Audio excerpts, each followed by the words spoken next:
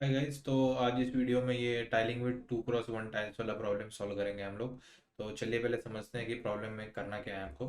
तो प्रॉब्लम कुछ ऐसा है कि हमको ऐसा एक ओपन स्पेस दे के रखा है 2x10 का, और हमारे पास टाइल्स हैं। 2x1 टाइल की डायमेंशन है, और हमको इस टाइल को यूज़ करके ये पूरा जो ओपन स्पेस है इसको टाइल करना है, ठीक है। और फिर बताना है कितने तरीके से टाइल कर सकते हैं। मैं क्या बोला उसको मैं भी समझाता हूँ, कितने तरीके से कर सकते हैं मतलब क्या है। से मैं एक दो एग्जांपल बना कर दिखाता हूँ। जैसे कि ये बना लेते हैं एक, और एक और बना लेते हैं, ठीक है। तो अब ये जो जगह है इसको भरने का क्या क्या तरीका है, इसको हम लोग कितने तरीके ऐसे ऐसे कुछ भर सकते हैं। हमने पहली दो टाइल ऐसे डाल दी, फिर उसके बाद कुछ टाइल्स ऐसे डाल दिया हमने, ठीक है। फिर उसके बाद ऐसे करके भर दिया, ठीक है। ये एक तरीका हो गया। एक तरीका हो गया हम लोग ऐसे ऐसे टाइलिंग करते जा रहे हैं, ऐसे ऐसे। फिर कुछ टाइल्स ऐसे डाली, फिर ये पूरा एरिया भर गया, ये भी एक टाइलिंग है, ठीक है। एक टाइलिंग, फिर कुछ इस तरीके से हम लोग बहुत सारी टाइलिंग कर सकते हैं इसको ऐसे ऐसे भर के। तो ये सारे क्या है कि अलग अलग कॉन्फ़िगरेशन है जिससे हम ये पूरे जगह को भर सकते हैं, ठीक है। तो ये सारे, ये एक तरीका हुआ, ये एक तरीका हुआ, ये एक तरीका हुआ, तो ऐसे बहुत सारे तरीके होंगे, ठीक है। तो हमको बताना है कि ऐसे ही ये n x 2 का हमको ओपन स्पेस दिया हुआ है। तो जब हमको इसको टाइल करना है तो टोटल कितने तरीके हैं जिससे हम इसको टाइल कर सकते हैं, ठीक है। तो क्वेश्चन ये है। तो क्वेश्चन समझ में आ गया होगा अब तक आप लोगों को। तो अब हम लोग चलते हैं इसके अप्रोच की तरफ कि अगर क्वेश्चन ये है तो हम करेंगे कैसे इसको सॉल्व, ठीक है। तो हमारे पास जो है जगह कुछ ऐसा है। जगह स्टार्टिंग में कुछ ऐसी दी होगी n x 2 के अपने पास। ये n लेंथ और ये 2, ये n और ये 2, ठीक है। तो हमारे पास क्या ऑप्शन है स्टार्टिंग में कि या तो हमारा जो टाइल है, टाइल कितना है, टाइल का डायमेंशन क्या है, ये 1 है और ये 2 है। तो या तो मेरे पास क्या ऑप्शन है कि मैं एक टाइल को वर्टिकली स्टैंड कर दूं। अगर मैंने एक टाइल को ऐसे वर्टिकली स्टैंड कर दिया तो ये एक पॉसिबल ऑप्शन है मेरे पास, है कि नहीं, ये चलेगा। तो मतलब मैंने इतना एरिया तो यूज़ कर दिया, इसके अंदर से मैंने एक टाइल को वर्टिकली डाल दी, ठीक है। तो ये डिस्टेंस कितना है, 1, क्योंकि टाइल का ये विड्थ 1 है। तो मेरे को बाकी कितना रह गया, ये जगह कितना बाकी रह गया, ये n-1 बाकी रह गया, ठीक है। और ये वाला एरिया तो अभी भी यहाँ से लेके यहाँ तक ये 2 ही है, ठीक है। तो हम लोग एक तरीका तो हमने ऐसे रख दिया, ठीक है। एक और तरीका है टाइल को रखने का हमारे पास। एक और तरीका क्या है वो भी देख लेते हैं। वो जो तरीका है वो ये है कि पहले ये बना दूँ। ये रहा हमारा एरिया। अभी भी ये 2x n का ही है। और इस वक्त जो टाइल डालने का मैं बोल रहा हूँ, हम लोग टाइल को चाहें तो ऐसे भी हॉरिजॉन्टली भी डाल सकते हैं, ठीक है। तो मैं बोल रहा हूँ कि मैंने टाइल को ऐसे हॉरिजॉन्टली डाल दिया। तो इस वक्त मैंने क्या डाल दिया, ये वाला एरिया, इतना जो एरिया है इसको फिल कर दिया, ठीक है। और ये जो बाकी का जो ये एरिया है ये बाकी रह गया, ठीक है। तो इसको दो पार्ट में पार्टीशन कर देते हैं। ये वाला एरिया, एरिया नंबर 2, और ये एरिया नंबर 1 ये खाली रह गया, ठीक है। इसको टाइल करना बाकी। तो फिर इस वक्त जो, अब एक चीज़ मतलब इस प्रॉब्लम को सॉल्व करने के लिए थोड़ा सा हमें मैथमेटिक्स भी चाहिए, हल्का सा। मैं एक चीज़ बता देता हूँ आप लोगों को कि जैसे कि परम्यूटेशंस में हमने पढ़ा होगा कि हमको कोई दो काम करने हैं। एक काम को करने के कितने, दो काम करने हैं। एक पहले वाले काम को करने के x तरीके हैं, दूसरे वाले काम को करने के y तरीके हैं। तो इन दोनों को करने के कितने तरीके होते थे हमारे पास, x × y तरीके होते थे, ठीक है। तो ये वाले कॉन्सेप्ट का हम लोग यूज़ यहाँ पर करने वाले हैं, ठीक है। इसको याद रखिएगा, x × y वाला मैं यहाँ पर लिख देता हूँ। x × y वाला जो मेथड था इसको हम लोग यूज़ करने वाले हैं, ठीक है। तो फिर ये हमने ये कॉन्सेप्ट लिया यहाँ से, इसका हम लोग यूज़ करेंगे। अब हमको ये जो पूरा जो इतना वाला जो एरिया है 1 और 2 इनको टाइल करना है, ठीक है। तो अगर समझते हैं कि 1 वाला जो एरिया है उसको टाइल करने का x वेज है, और ये जो 2 वाला जो एरिया है उसको टाइल करने के y वेज हैं। तो ये पूरे को टाइल करने के कितने वेज हो जाएंगे, XY वेज हो जाएंगे, ठीक है। तो मैंने अगर ये दोनों निकाल दिया, मल्टीप्लाई कर दिया, तो मेरे को पूरा तरीका मिल जाएगा कि इसको टाइल करने का कितना है, ठीक है। तो मैं क्या बोल रहा हूँ कि जो 1 वाले को जो टाइल करने के जो x तरीके हैं ना, x का वैल्यू 1 है, मैं ये बोल रहा हूँ आप लोगों को। कैसे, मैं अभी बताता हूँ आप लोगों को। इसका जो आंसर है ये तो मैंने डायरेक्ट ही बता दिया आपको कि 1 ही है इसका आंसर। तो इसका आंसर 1 कैसे है कि ये वाला एरिया था, ये जो जगह बाकी रह गई, ये वाली ये वाली जगह जो बाकी है, इसको देखते हैं, हम लोग एनालाइज करते हैं। ये जो जगह बाकी है उसका क्या है, डायमेंशन क्या है। ये जो जगह बाकी है इसका डायमेंशन कुछ ऐसा है।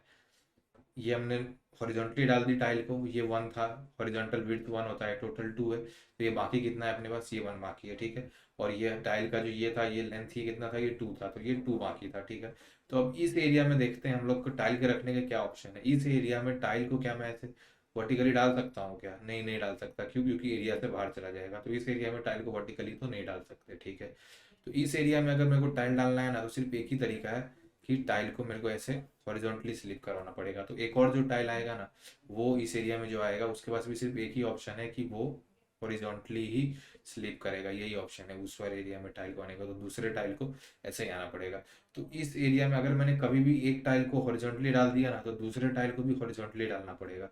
तो इस एरिया को फिल करने का कितना तरीका है, एक ही तरीका है कि दोनों के टाइल को मेरे को हॉरिजॉन्टली डाल दो, यही एक तरीका है इस एरिया को फिल करने का। तो इससे मेरे को ये पता चल गया कि ये जो इस वाले का जो आंसर था वो वन ही था। तो मैंने एक बार हॉरिजॉन्टली डाला एरिया को, मतलब टाइल को, तो अगले वाले टाइल को भी हॉरिजॉन्टली डालना पड़ेगा, और ये नंबर ऑफ वेज वन ही आ गया। तो इवेंचुअली ये प्रॉब्लम एक्स इंटू वाई मेरे को करना था, एक्स इंटू वाई मेरे को करना था, एक्स का आंसर मेरे को पता ही चल गया। तो ये बाकी जो ये वाई निकालना है, सेकंड पार्ट का आंसर मेरे को निकालने का काम क्या बाकी रह गया, वही नहीं रह गया। तो या तो जब मैं वर्टिकली डाल दूं, तो मेरे को ये n-1 वाला जो पार्ट बाकी है उसके लिए आंसर निकालना है। और जब मैंने टाइल को ऐसे हॉरिजॉन्टली डाल दिया, तो ये लेंथ कितना हो गया है, 2 यूज हो गया। तो ये बाकी कितना रह गया, n-2 बाकी रह गया। और ये विड्थ तो अभी भी 2 का 2 ही है। तो ये n-2 का आंसर जो निकालना है, ये दोनों काम मेरे को निकालना है, ठीक है। तो हम लोग देखते हैं कि हमने प्रॉब्लम को कितना रिड्यूस कर दिया। अब जरा सा वो देखते हैं। अगर इनिशियली जो हमारा प्रॉब्लम था वो क्या था, एन लेंथ का था, ठीक है, एन लेंथ का प्रॉब्लम था। तो हमने उस प्रॉब्लम को कैसे रिड्यूस कर दिया, मैंने बोला कि भाई मैं दो पार्ट्स में प्रॉब्लम को रिड्यूस छोटा कर सकता हूँ। तो मेरा जो टोटल वेज रहेंगे मेरे को इन दोनों पार्ट से आएंगे। एक मैंने बोला कि वर्टिकली डाल दो, मतलब टाइल को वर्टिकली डाल दो। तो अब मेरे को कितना प्रॉब्लम सॉल्व करने का रह गया, ये वाला जो एरिया है इतना सारा, ये मेरे को सॉल्व करने का बाकी रह गया। और ये कितना आया, मतलब मेरे को अब फंक्शन ऑफ एन था, तो मेरे को अब n-1 के जितने तरीके होंगे वही मेरे तरीके होंगे। ये मेरे को इधर से मिल गया। दूसरा क्या मिल गया कि मैंने बोला टाइल को अब मैं क्या बोलते हैं वर्टिकली ना डाल के मैंने हॉरिजॉन्टली डाल दिया। हॉरिजॉन्टली डाल दिया, तो ये जो एरिया बाकी रह गया वो कितना बाकी रह गया मेरे पास, ये वाला एरिया पूरा ये n-2 बाकी रह गया। तो ये फंक्शन ऑफ n-2 में रिड्यूस हो गया, ठीक है। तो मैं क्या लिख सकता हूँ, मेरे जो फंक्शन है फंक्शन ऑफ एन को क्या लिख सकता हूँ कि n-1 के जितने तरीके हैं वो यहाँ से आ रहा है, n-1 टाइल्स को जितने तरीके हैं उसको, n-1 वाले एरिया को टाइल करने के जितने तरीके हैं वो, प्लस इधर से क्या मिल रहा है मेरे को, n-2 को टाइल करने के जितने तरीके हैं वो। ये दोनों मैं सॉल्व कर दूं तो मेरा हो जाएगा। अब ये क्या है, ये एक रिकर्सिव रिलेशन है, यहाँ पर दिख रहा है। और रिकर्सिव रिलेशन मतलब रिकर्सिव में प्रॉब्लम को हम कैसे सॉल्व करते हैं, रिकर्जन में हम फेथ रखते हैं कि n-1 total number of ways बता देगा उसको टाइल करने के, n-2 बता देगा टोटल नंबर ऑफ वेज कितने हैं। ऐसे करके ये प्रॉब्लम छोटी छोटी होती जाएगी, सारे प्रॉब्लम्स अपने आंसर बता देंगे हमको, बस जाके क्या बेस केस बस सॉल्व कर देना। अगर हमने बेस केस सॉल्व कर दिया तो ये रिकर्जन हमारा सॉल्व हो जाएगा। रिकर्जन की प्रॉब्लम्स तो ऐसे ही सॉल्व होती है। तो हम जाके बेस केस सॉल्व करके आ जाते हैं, ठीक है। चलिए चलते हैं बेस केस की तरफ, ठीक है। अब बेस केस की तरफ चलते हैं, समझते हैं। जब ये जो हमारा जो डायमेंशन है ना, अगर ये जो एन की हमारा जो डायमेंशन था वो कितना था, 2x n का था, ठीक है। अगर एन की वैल्यू जब ये छोटी होती होती 1 हो जाए, तब टाइल को कितने तरीके से डाल सकता हूँ, तब जो टाइलिंग है ना, जब ये एन की वैल्यू 1 हो जाएगी, तब इस एरिया को टाइल करने के कितने तरीके हैं। तब मैं बोलता हूँ सिर्फ एक ही तरीका है, क्या है वो, ये टाइल को, मतलब या तो मैं ऐसा, नहीं ऐसे नहीं, एक सेकंड दीजिएगा जरा, थोड़ा सा डायग्राम बेटर बनाता हूँ। ये हमारे पास 2 है और ये n है, और n की वैल्यू यहाँ पर 1 है, ठीक है। और ये जो ब्रिक है, ब्रिक का डायमेंशन है 2x1, ब्रिक का डायमेंशन 2x1 है, ठीक है। तो क्या मैं इस वक्त टाइल को हॉरिजॉन्टली डाल सकता हूँ क्या, यहाँ पर ये जो ब्रिक है मैंने छोटा बना दिया, दिखने में छोटा है, लेकिन आप ये देखिएगा ये यहाँ पर 2 है और ये यहाँ पर कितना है, 1 ही है, ठीक है। तो क्या जब ये n=1 वाले केस में क्या मैं ब्रिक को इसके ऊपर ऐसे हॉरिजॉन्टली डाल सकता हूँ कि, अगर मैंने ब्रिक को हॉरिजॉन्टली डाला तो ब्रिक को कितना चाहिए, 2 जगह चाहिए, डबल चाहिए, और अपने पास यहाँ पर कितनी है, 1 ही है। तो एरिया से बाहर चला जाएगा, तो उस वक्त मैं बाहर नहीं डाल सकता, ठीक है। तो जब 1 ही बाकी रहेगा, n=1 रहेगा, तो उस वक्त मैं ये ब्रिक को हॉरिजॉन्टली तो नहीं डाल सकता, ठीक है। तो ये तो अलाउड नहीं है, तो ठीक है। तो क्या मैं उस ब्रिक को ऐसे वर्टिकली डाल सकता हूँ, अगर मैंने वर्टिकली डाला तो ये ऐसा चला जाएगा, ये 2 का 2 यूज हो जाएगा, और ये 1 का 1 ऐसा होगा, विड्थ का ये 1 वाला जो पार्ट है वो इस डायरेक्शन में आ जाएगा। तो ऐसा कैसा फील हो जाएगा, ठीक है। तो जब n=1 रहेगा तो हमारे पास फिल करने के कितने तरीके हैं, एक ही तरीका है। ये हमने अभी देख लिया, यहाँ पर ये बेस केस में देखा, ठीक है। हमको छोटी प्रॉब्लम का आंसर निकालना है, बाकी तो रिकर्जन खुद निकाल लेगा, ठीक है। अब एक और केस का देख लेते हैं। अगर ये जो n की वैल्यू है वो 2 रहती बाकी, तो n की वैल्यू 2 अगर बाकी रहेगी, तो इस बार थोड़ा बेटर डायग्राम बनाता हूँ, ठीक है। ये n की वैल्यू जो है यहाँ पर इस बार 2 है, और ये तो 2 है ही स्टार्टिंग से ही विड्थ, और जो हमारा टाइल है टाइल का डायमेंशन क्या है हमारा, 2x1 हमारा स्टार्टिंग से टाइल का डायमेंशन है। तो देखते हैं इस बार क्या मैं टाइल को कितने तरीके से टाइलिंग कर सकता हूँ। एक तरीका तो क्या है कि मैंने इसको वर्टिकली डाल दिया। अगर मैंने टाइल को वर्टिकली डाला तो क्या होगा, ऐसा टाइल आ जाएगा वर्टिकली, टाइल वर्टिकली आ गया। अब ये जो बाकी जगह है, तो ये बाकी जगह कितना रह गया, 1। क्या मैं इसके अंदर टाइल को हॉरिजॉन्टली ऐसे डाल सकता हूँ क्या, अगर मैं हॉरिजॉन्टली दूंगा तो बाहर निकल जाएगा, क्यों, क्योंकि ये डायमेंशन 2 है और यहाँ पे सिर्फ 1 बाकी है, तो हॉरिजॉन्टली तो नहीं डाल सकता। तो इससे पता चल गया कि दूसरी टाइल भी वर्टिकली ही डालनी पड़ेगी। तो एक तरीका तो ये मिल गया मेरे को कि दोनों टाइल वर्टिकल डाल दो, ये एक तरीका मिल गया, ठीक है। अब एक और तरीका देखते हैं। एक और तरीका है कि अगर मैं पहली टाइल को, एक सेकंड दीजिएगा, इसे बना लेता हूँ जल्दी से, ठीक है। अब दूसरा तरीका जो है कि मैंने पहली टाइल को वर्टिकली डाली थी, अब मैं बोल रहा हूँ कि मैं पहली टाइल को ना हॉरिजॉन्टली डाल दूंगा। तो ये जो यहाँ से यहाँ तक का डिस्टेंस है, ये कितना है, ये 2 है। और मेरे टाइल का भी डिस्टेंस, ये जो विड्थ वाला मतलब हाइट वाला पार्ट है, कितना है, 2 है। अगर मैं टाइल को हॉरिजॉन्टली डालता हूँ तो ये पूरा का पूरा इसके अंदर फिल हो जाएगा और हाइट सिर्फ 1 ही लेगा, ठीक है। ये इतना 1 ही यूनिट यूज करेगा, टोटल 2 में से 1 यूज कर लेगा, इतना फिल कर लेगा। अब बाकी जगह इतनी है। अब इतनी जगह के अंदर मैं टाइल को ऐसे वर्टिकली तो डाल नहीं सकता क्योंकि बाहर निकल जाएगा। तो उस वक्त मेरे को दूसरे टाइल को भी कैसे डालना पड़ेगा, दूसरे टाइल को भी मेरे को ऐसे ही स्लिप करवाना पड़ेगा, ये एक ऑप्शन है। तो जब n=2 है तो ये दूसरा केस है। तो जब n=2 रहेगा तो हमारे पास क्या कितने टोटल 2 वेज हैं, ठीक है। तो यही 2 वेज हैं। तो अब हमने छोटी प्रॉब्लम भी सॉल्व कर ली, बड़ी प्रॉब्लम तो अपने आप सॉल्व हो ही रही है। दिख रहा है हमको कि अगर n लेंथ का है तो वो n-1 और n-2 वाले टोटल नंबर ऑफ वेज जो है वहां से आंसर आ जाएगा। और ये रिकर्जन था, तो रिकर्जन में जाके हमने छोटी प्रॉब्लम सॉल्व कर दी।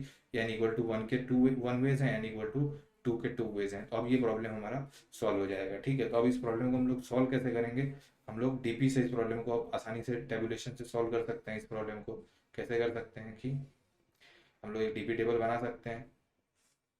जैसे कि ये मेरा डीपी टेबल है, अभी के लिए बना देता हूँ मैं इसे, छोटा सा डीपी टेबल। तो कुछ ऐसा रहेगा ये। तो हमको पता है कि n=1 के आंसर कितने, 1 हमको पता है, n=2 के आंसर 2 है हमको पता है, n=3 4 5 6 7 ऐसे हमको आंसर निकालना है। और हमको पता है कि हमारा जो आंसर है वो n माइनस, अगर मेरे को किसी भी n का आंसर निकालना है तो n-1 और n-2 का सम के बराबर है। तो 3 का आंसर निकालना है तो 3 किसके बराबर होगा, 2 + 1 के बराबर होगा। 4 का निकालना है तो 4 किसके बराबर होगा, 3 + 2 के बराबर होगा। तो यही टेबुलेशन हम इसे आसानी से कर सकते हैं यहाँ पर। अगर मुझे 3 निकालना है तो 3 किसके बराबर होगा, पिछले दोनों के सम यानी 3 के बराबर। 4 किसके बराबर होगा, पिछले दोनों का सम यानी 5। 5 किसके बराबर होगा, 5 लेंथ का अगर मेरा ये है, अगर यहाँ का ये 5 लेंथ का है, अगर इसका लेंथ, तो टोटल नंबर ऑफ वेज कितने होंगे, 5 + 3 8 वेज से इसको टाइल अप कर सकते हैं, ठीक है। तो मेरे को लगता है कि अब इस समझ में तो आप लोगों को आ गया होगा ये प्रॉब्लम पूरा कि है क्या, प्रॉब्लम कैसे कैसे सॉल्व होगा। तो अब इसको कोड करके देखते हैं कि जो भी हमने सोचा है वो सही है कि नहीं, ठीक है, सही आंसर दे रहा है कि नहीं, ठीक है। तो पहले हम एक डीपी बना लेते हैं, ठीक है।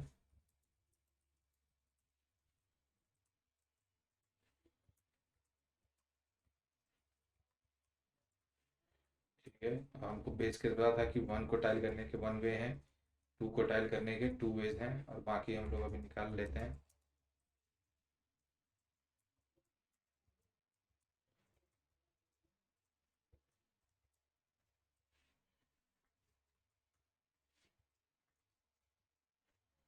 पिछले दोनों के सम के बराबर होगा, हमने निकाल दिया।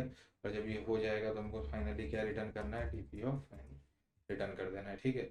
इसको रन करके देखते हैं कि ये सही चल रहा है कि नहीं। तो ये सही आंसर दे रहा है। अब इसको सबमिट करके देखते हैं।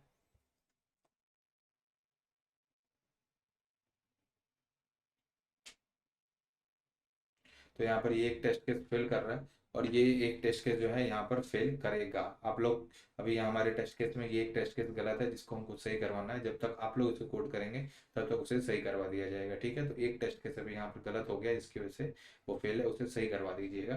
बाकी कोड का लॉजिक और यही सेम ही रहेगा। जब आप लोग सबमिट करेंगे तो ये कोड सबमिट हो जाएगा, ठीक है। तो मुझे उम्मीद है कि आप लोगों को क्वेश्चन समझ में आ गया होगा।